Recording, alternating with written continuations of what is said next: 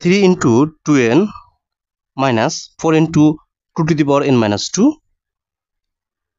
তাহলে 3 into 2n minus এটাকে আমরা 2 টু দি পাওয়ার 2 করতে পারি, তাহলে 2 দুগুণে 4 হয়ে যাবে, এটা ঠিক থাকবে।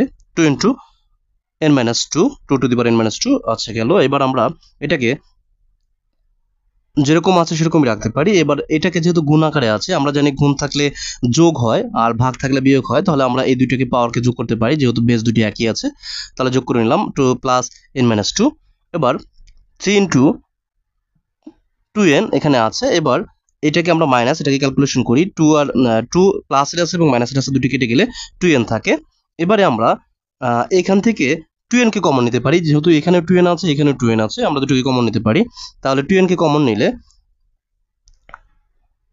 এখানে থাকে 3 এবং এখানে থাকে, যেহেতু 2n কে কমন নেওয়া হয়েছে কিছু থাকে না, তাহলে 1 থাকে, তাহলে 3 মাইনাস 1। এবার 2n ইন্টু এখানে 3 থেকে একবার দিলে 2 থাকে, 2 থাকে, এবং কোনো কিছুর উপরে যদি কিছুই না থাকে তাহলেও কি থাকে, একটি 1 থাকে, অর্থাৎ পাওয়ার হিসেবে 1 থাকে, তাহলে এই 1, তাহলে এবার যেহেতু এখানে গুণাকারে আছে, গুণাকারে থাকলে কি হবে, গুণাকারে থাকলে যোগ হয়ে যায়, তাহলে 2 ইন্টু n প্লাস 1, এটি হবে উত্তর, 2 ইন্টু n প্লাস 1।